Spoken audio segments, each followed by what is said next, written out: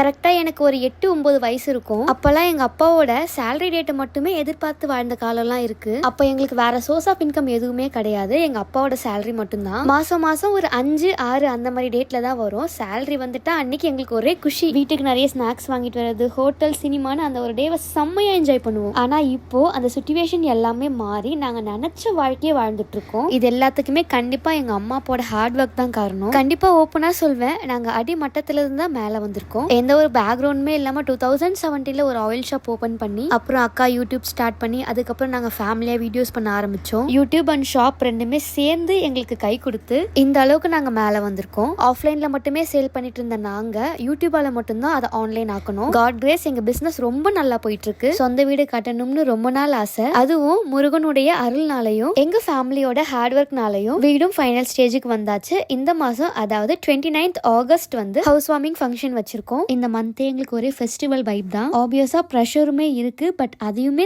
தாண்டி ஒரு சந்தோஷம் ஹவுஸ் வார்மிங் ஃபங்க்ஷன் பண்ண போறோம் அப்படின்னு. ஸோ நீங்களும் கண்டிப்பா எங்களை விஷ் பண்ணிடுங்க. சொந்த வீடு கட்டணும்னு நினைக்கிற நீங்க எல்லாருமே கண்டிப்பா வீடு கட்டுவீங்க. நாங்களும் ஒரு காலத்துல சொந்த வீட்டுக்காக ஏங்கி இருக்கோம். அது இப்ப எங்களுக்கு நடந்துச்சு. உங்களுக்கும் கண்டிப்பா நடக்கும். Wishing you the all the best to all. திரும்ப நம்ம அடுத்த வீடியோல பார்ப்போமா? டாடா, பாய்.